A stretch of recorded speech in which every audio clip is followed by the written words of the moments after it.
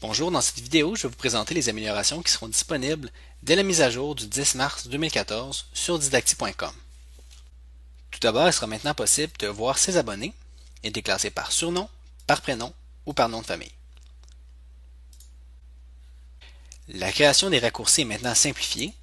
En cliquant sur ce bouton, on voit une image et il me suffit d'entrer un mot-clé, comme par exemple mathématiques, et voilà, mon raccourci est créé, c'est aussi simple que ça. C'est aussi maintenant possible de modifier sa réponse. Alors supposons ici que je tape une réponse texte. Quand je la soumets, par défaut maintenant, les élèves peuvent modifier leur réponse. Alors je n'ai qu'à cliquer sur changer ma réponse et je peux continuer à travailler où est-ce que j'étais rendu avant de la resoumettre. C'est maintenant aussi possible de filtrer les réponses par groupe. Alors si je clique ici sur 19 réponses, j'arrive sur la page des réponses et dans le bas ici, je vois toutes les réponses de mes élèves. D'ailleurs, on remarque aussi que ça charge à l'infini automatiquement. On n'a plus de bouton charger 10 de plus.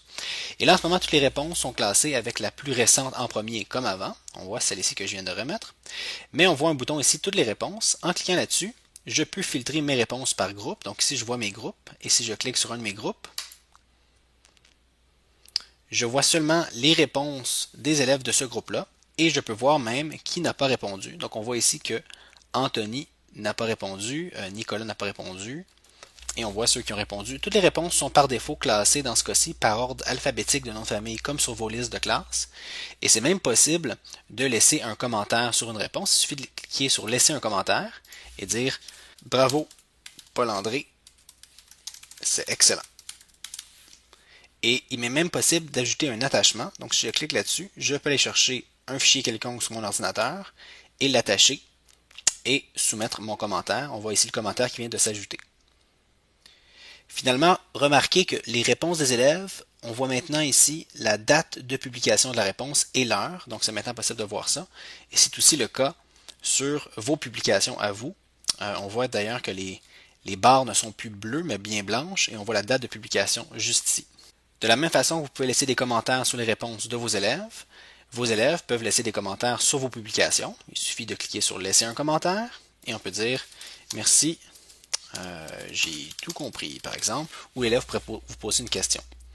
Quand quelqu'un vous laisse un commentaire comme ça, vous allez recevoir des notifications. Donc on a maintenant ici l'icône de notification.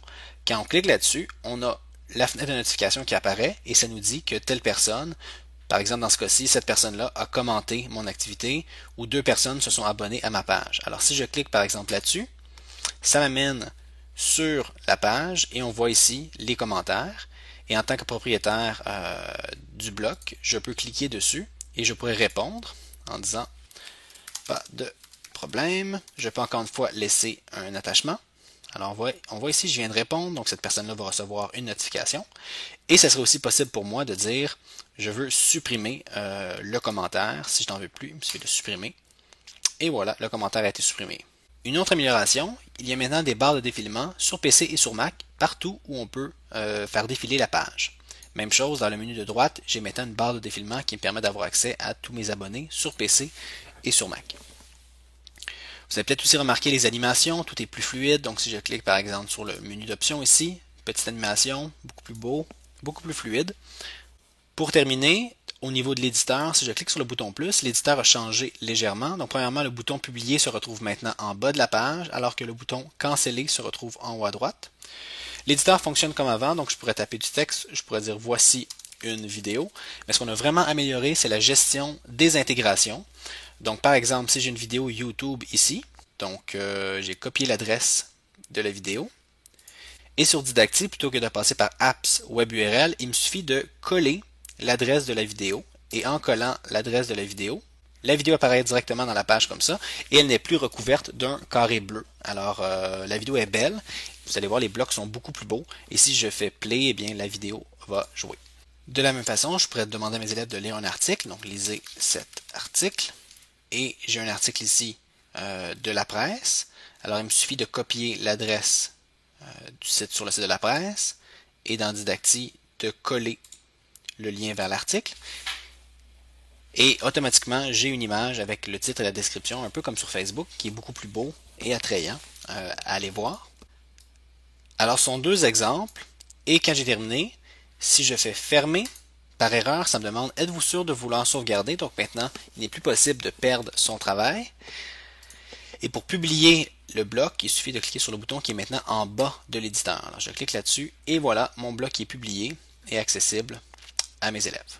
Alors, on a fait plein d'autres améliorations, on a corrigé plein de bugs et maintenant, une autre très grande amélioration, c'est que Didacti est maintenant accessible sur tous les navigateurs Internet. Il fonctionne autant sur Firefox que sur Safari, Chrome et Internet Explorer 10 et 11 et il fonctionne bien sur tous les appareils, autant sur un iPad, un iPod, autant sur Chrome que sur Safari.